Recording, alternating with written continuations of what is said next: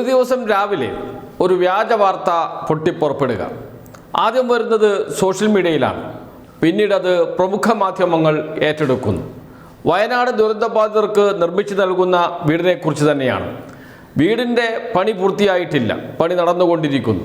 അതിൻ്റെ എല്ലാ ഘട്ടത്തിലും പരിശോധനകളുണ്ട്. നിർമ്മാണ പ്രവർത്തനത്തിൽ എന്തെങ്കിലും പാകപ്പിഴ സംഭവിച്ചോ എന്നതിനെക്കുറിച്ച് ആ പരിശോധനയുടെ ഭാഗമായി നടക്കുന്ന കാര്യങ്ങളെടുത്ത് ഇതാ ചോർച്ചയുള്ള കെട്ടിടമാണ് നിർമ്മിച്ചു നൽകുന്നത് എന്ന് പറഞ്ഞാണ് വാർത്ത ചമയ്ക്കാൻ നമ്മുടെ പ്രമുഖ മാധ്യമങ്ങൾ തയ്യാറായത്.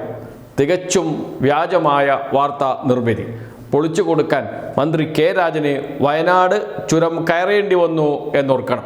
മാധ്യമങ്ങളുടെ മുന്നിൽ വെച്ച് മാധ്യമങ്ങളുടെ കള്ളത്തരം പൊളിച്ചു കൊടുത്തു. അദ്ദേഹം അതിനുശേഷം മാധ്യമങ്ങളുടെ ചോദ്യങ്ങൾക്ക് എണ്ണി മറുപടിയും പറയുന്നുണ്ട്. കേൾക്കണം ആ മറുപടി. എന്താണ് മാധ്യമപ്രവർത്തകർ ചെയ്ത മഹാ അപരാധമെന്ന് ആ മറുപടി കേട്ടാൽ മനസ്സിലാകും. പ്രധാനപ്പെട്ട പ്രശ്നം 178 വീടുകൾ നമ്മൾ സാങ്കേതികമായ ദുരന്തബാധിതർക്ക് കൈമാറി കഴിഞ്ഞു സർക്കാർ. ആ പെയിന്റ് അടി അടക്കം പൂർത്തീകരിച്ച വീട്ടിലാണ് രണ്ടിടത്ത് ഇപ്പോൾ വിള്ളൽ കണ്ടെത്തിയിരിക്കുകയും അതിൽ അവർക്ക് ആശങ്ക പറയുകയും ചെയ്തത്. അവർ പറയുന്നത് വെള്ളം കിനിഞ്ഞിറങ്ങി. ഇന്നലെ ഒരാൾക്ക് അക്കാര്യം പറഞ്ഞു, ഒരു ക്രാക്ക് ഉണ്ട് എന്ന് അവർ സ്ഥിരീകരിക്കുക കൂടി ചെയ്തു. അത് ഗൗരവതരമല്ലേ? ക്രാക്ക് ഉണ്ടത് എന്ന് നമ്മളിപ്പോൾ മാന്തി നോക്കുമ്പോൾ റോബിന് കൂടി ഉണ്ടായിരുന്നു എന്നാണ് എന്റെ ധാരണ. അല്ല, അവിടെ പിന്നെ എന്താണ് ചെയ്തിരിക്കുന്നത്? അല്ല, ആ വളരെ കൃത്യമാണല്ലോ. അതിന്റെ നടുവിൽ കിനിഞ്ഞു വന്ന ഒരു ചെറിയ പാടുണ്ട്. അതിന് ചുറ്റും പെൻസിൽ കൊണ്ട് മാർക്ക് ചെയ്തതാണ്. ക്രാക്കാണ് ഉണ്ടായത് എങ്കിൽ നമ്മൾ ആ സാധനം കൊണ്ട് ഉരച്ചാൽ അത് പോകില്ല. ഞാൻ തന്നെ നേരിട്ട് നോക്കിയതാണ്. അവിടെ ചുറ്റും വരയ്ക്കുകയാണ് ചെയ്തിട്ടുള്ളത്.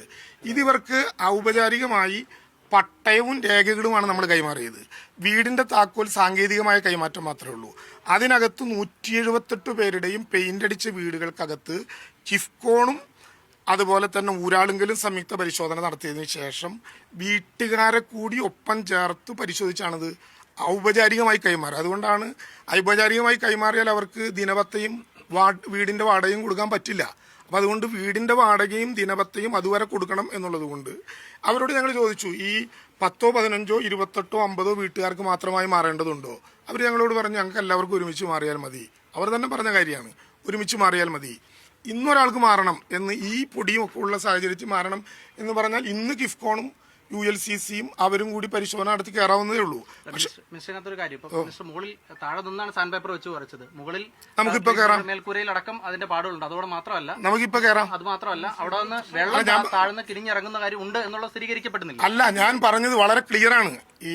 ഇതിന്റെ ആ വീടിന്റെ മുകളിൽ നിന്ന് വെള്ളം കിനിഞ്ഞിറങ്ങാൻ പാടില്ലാത്ത വിധമുള്ള നടപടിക്രമങ്ങൾ തീർന്നിട്ടില്ല. ഞാൻ പറഞ്ഞല്ലോ റോബിനോട്, 24 മണിക്കൂർ വെള്ളം വെച്ചു നോക്കി. ഒരു ചെറിയ കിനിഞ്ഞിറങ്ങൽ കണ്ടാൽ അത് അവിടെ ക്യൂയർ ചെയ്ത് വീണ്ടും വെള്ളം നിറയ്ക്കും. വീണ്ടും വെള്ളം നിറച്ചതിന് ശേഷം ആ ഭാഗത്ത് എക്സ്പോക്സി ട്രീറ്റ്മെന്റ് വലിച്ചു എന്ന് കണ്ടാൽ അതിന് മുകളിൽ വീണ്ടും ഒരു വാട്ടർ പ്രൂഫ് നടത്തും. വാട്ടർ പ്രൂഫിന്റെ മീതെ 2 മുതൽ 7 സെന്റിമീറ്റർ വരെ കനത്തിൽ ഇടത്തോട്ട് തിരിച്ച് ഒരു സ്ക്രീഡ് കോൺക്രീറ്റിംഗ് നടത്തും. അത് കഴിഞ്ഞിട്ടാണ് അവർക്ക് കൊടുക്കുക. കൊടുത്തു കഴിഞ്ഞിട്ട് വിള്ളലുണ്ടായാലോ 5 കൊല്ലം വരെ ഇതിന്റെ ഡിഫക്ട് ലൈബിലിറ്റി ഉണ്ട്. അത് നിർബന്ധമായും ULCC ചെയ്തു കൊടുക്കണം, അല്ലെങ്കിൽ അവർക്ക് പണം പേയ്മെന്റ് കൊടുക്കില്ല. ഇപ്പോഴത്തെ ഈ ചോർച്ചയുടെ കാര്യത്തിൽ ആശങ്ക തന്നെയാണ് ദുരന്തബാധിതരും പങ്കുവച്ചിരിക്കുന്നത്. അതല്ല, ഞാൻ മറ്റത്തിലല്ല റോബിന്. ചോർച്ച എന്ന വാക്ക് എന്റെ നാവിൽ നിന്ന് തന്നെ ആവർത്തിക്കണം എന്ന് നിർബന്ധമുണ്ടെങ്കിൽ, പക്ഷെ എന്റെ നാവ് അങ്ങനെ വാടകയ്ക്ക് കൊടുക്കാം. അല്ല, ഞാൻ പറഞ്ഞോട്ടെ, ഞാൻ ഒരാളായിട്ട് ചോദിച്ചാൽ ഏത് മീഡിയയാണ്? റിപ്പോർട്ടറാണ്.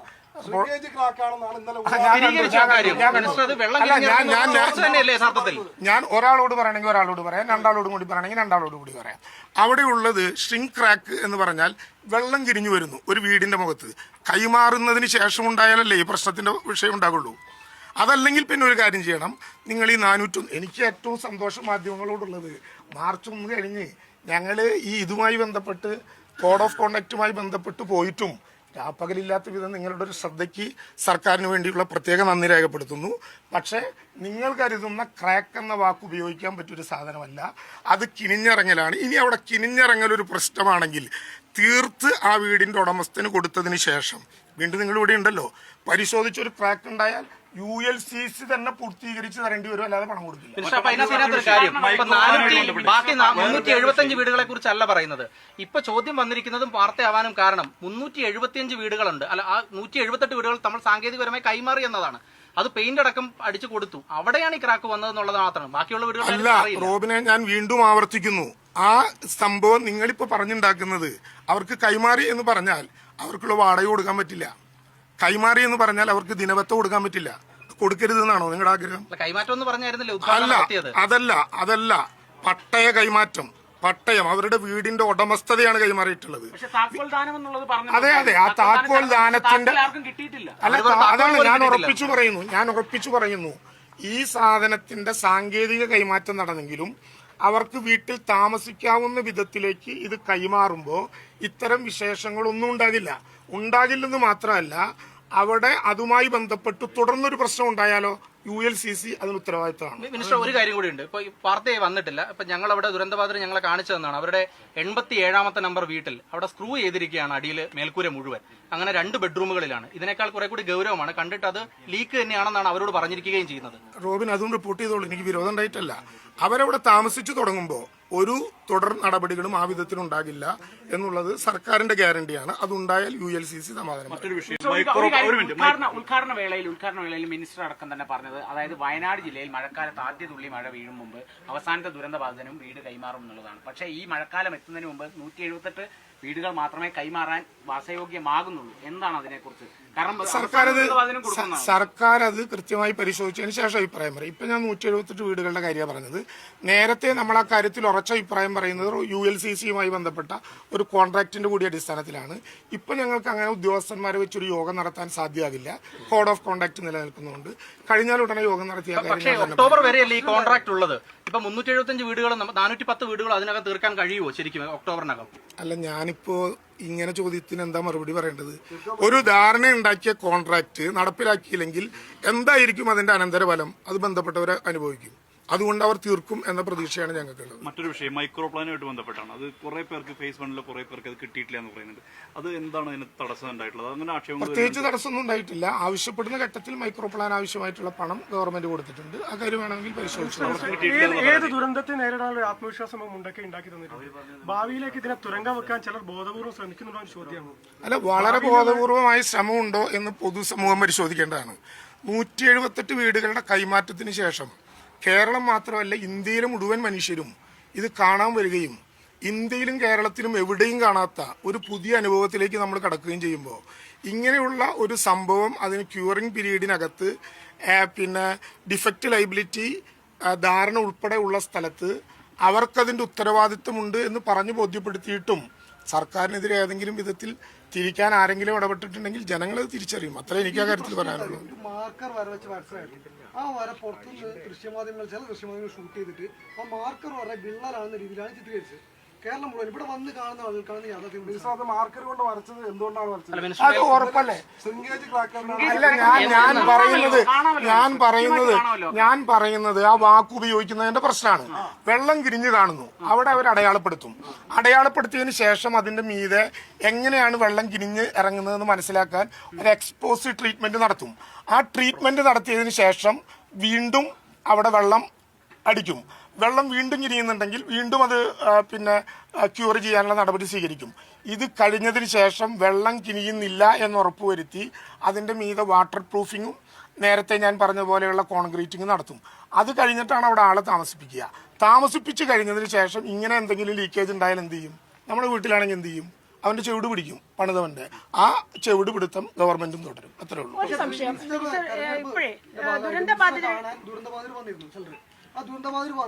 ഞാൻ അതിനെക്കുറിച്ചൊന്നും ഇപ്പോൾ അഭിപ്രായം പറയുകയോ രേഖപ്പെടുത്തുകയോ ചെയ്യുന്നില്ല. ഓരോരുത്തരും അവരവരുടെ ധാരണകൾക്കും അവരവരുടെ രീതികൾക്കും അനുസരിച്ച് പറയും. അതിനെക്കുറിച്ച് അനാവശ്യമായ ഒരു വിവാദവും ഉണ്ടാകരുത് എന്നാണ് എൻ്റെ അഭിപ്രായം. അത് ദുരന്തബാധിതരുടെ തലയിലൂടെ അനാവശ്യമായ അപകടം കൊയ്യുന്നതിന് വേണ്ടിയിട്ടുള്ള ഒരു പ്രയാസമായിരിക്കും. ആരെങ്ങോട്ട് പറഞ്ഞാലും ഒരു തരത്തിലും അത്തരത്തിലുള്ള ചർച്ചകൾ തുടരരുത് എന്നാണ് എൻ്റെ അഭിപ്രായം. അവിടെ ഞാൻ എൻ്റെ അഭിപ്രായത്തിന് വിരാമമിടുന്നു. അതിനെക്കുറിച്ച് വീണ്ടും ഒരു അഭിപ്രായം ഞാൻ മുതിരുന്നില്ല. ഈ ദുരന്ത ബാധിതരിൽ ആശങ്ക ഉയർത്തുന്നത് സാമൂഹ്യ മാധ്യമങ്ങളിൽ ഇപ്പോൾ വന്ന് ഉയർന്നുകൊണ്ടിരിക്കുന്ന ഒരു വിഷയമാണ്. അത് മുഖ്യമന്ത്രി പറഞ്ഞതുപോലെ റിയൽ എസ്റ്റേറ്റ് മാഫിയ ഇതിന്റെ പിന്നിൽ കളിക്കുന്നുണ്ടോ എന്ന്. ഞാനേ അങ്ങനെ ഒരു അഭിപ്രായമുണ്ട്. ഞാൻ ഈ ചോദ്യത്തിനൊന്നും ഇപ്പൊ മറുപടി പറയണോ? ഞങ്ങളിത് ഞാനൊന്ന് പറഞ്ഞോട്ടെ എന്റെ സഹോദര, ഞാൻ പോണില്ല എന്ന് പറഞ്ഞല്ലോ. അങ്ങയുടെ ആകാംക്ഷയെ ഞാൻ അംഗീകരിക്കുന്നു, മാനിക്കുന്നു വളരെ ബഹുമാനത്തോടെ. പക്ഷെ ഒന്ന് മനസ്സിലാക്കേണ്ടത്, അങ്ങോട്ട് ഇല്ലാത്തൊരു കാലത്ത് ഞങ്ങൾ കൊടുക്കാത്ത ബ്രെഡ് പൂത്ത സ്ഥലമാണ് ഈ ചൂരൽമല. ആ ബ്രെഡ് പൂപ്പിച്ച ആൾ കുറെ കാലം ജയിലിലായിരുന്നു. ഇപ്പൊ ആള് പുറത്തിറങ്ങിയിട്ടുണ്ട്, നാട്ടിലുണ്ടോന്ന് എനിക്കറിയില്ല. ബ്രെഡ് പൂത്ത സ്ഥലമാണ്. കേരളത്തിലെ ഗവൺമെന്റ് കൊടുക്കാത്ത ബ്രെഡ് എങ്ങനെയാണ് പൂത്തത് എന്ന് നിങ്ങൾക്കറിയാം. ആ പൂത്തത് മുതൽ ഞങ്ങൾ എന്തെല്ലാം കേട്ടു. ഇടക്കാലത്ത് നിങ്ങൾ ഈ പല മാധ്യമങ്ങളും പറഞ്ഞില്ലേ, സുപ്രീം കോടതി വരെ പോയി ഞങ്ങൾ തോൽക്കും, സ്ഥലം കിട്ടില്ല, സ്ഥലം കിട്ടിയല്ലോ, വീട് വെക്കില്ല, വീട് വെച്ചല്ലോ. ഇത് ഏതെങ്കിലും വിധത്തിലുള്ള അഹങ്കാരത്തിന്റെ മാനദണ്ഡമോ തെരഞ്ഞെടുപ്പിന്റെ ആയുധമോ അല്ല ഞങ്ങളെ സംബന്ധിച്ചിടത്തോളം. ഞങ്ങളെ സംബന്ധിച്ചിടത്തോളം ഇതൊരു വികാരമാണ്. ഞങ്ങളെന്ന് ഞാൻ ഉദ്ദേശിച്ചത് ഇടതുപക്ഷ ജനാധിപത്യ മുന്നണി ഗവൺമെന്റ് മാത്രമല്ല, കേരളത്തെയും ദുരന്തബാധിതരെയും സ്നേഹിക്കുന്ന മനുഷ്യരെ സംബന്ധിച്ചിടത്തോളം ഒരു വികാരമാണ്. ഈ വികാരം അന്ത്യം വരെ എത്ര കാലം നിൽക്കുമോ അത്രയും കാലം വരെ ഇത് തുടർന്ന് ഞങ്ങൾ കൊണ്ടുപോകും. ഒരു പേടിയും അക്കാര്യത്തിലില്ല. കൃത്യം കാര്യങ്ങൾ മുന്നോട്ട് പോകുന്നുണ്ട്. തൊഴിലാളികളുടെ ചില ഡെഫിഷ്യൻസി ചില ഭാഗങ്ങളിൽ ഉണ്ടായിട്ടുണ്ട്. ആ കുറവുണ്ടെങ്കിൽ പരിഹരിക്കും. നിങ്ങളെല്ലാവരും നേരത്തെ കണ്ട ക്യൂരിയോസിറ്റിയോടെ ഇന്റലിജന്റ് ആയിട്ട് ഇങ്ങനെ ഓരോ ദിവസവും ഓരോ വീടുകളും പരീക്ഷിച്ച് എന്തെങ്കിലും പ്രയാസം ഉണ്ടെങ്കിൽ നമ്മൾ അറിയിക്കണം. ആദ്യം ഒന്ന് അറിയിക്കുന്നവരുടെ കൂട്ടത്തിൽ ഞാൻ കൂടി പെട്ടാൽ സന്തോഷമുണ്ട്. നാട്ടിലെ മുഴുവൻ ജനങ്ങളെ അറിയിച്ച് നാറ്റിച്ചതിന് ശേഷം എന്നോട് പറയാൻ ഇടവരുത്തരുത്. എന്തെങ്കിലും ഉണ്ടെങ്കിൽ നേരത്തെ പറഞ്ഞാൽ അന്വേഷിക്കാനും ഇടപെടാനും പോസിറ്റീവാണ് നിങ്ങളുടെ ലക്ഷ്യമെങ്കിൽ അതിന്റെ ഒപ്പം അവസാനം വരെ ഞാൻ റിയൽ എസ്റ്റേറ്റ് മാഫിയയുടെ കാര്യത്തിൽ ഉത്തരം പറഞ്ഞില്ല. അങ്ങനെ ഒരു ആശങ്ക ഉണ്ടാക്കുന്ന കാര്യത്തിൽ ഞാൻ ഇതിനൊക്കെ പറയണോ? സാധാരണ നിലയിൽ ഈ വിഷയങ്ങളൊക്കെ യാഥാർത്ഥ്യമാണ്. ഞാൻ അതിനേക്കാൾ കൂടുതലൊന്നും പറയാനില്ല.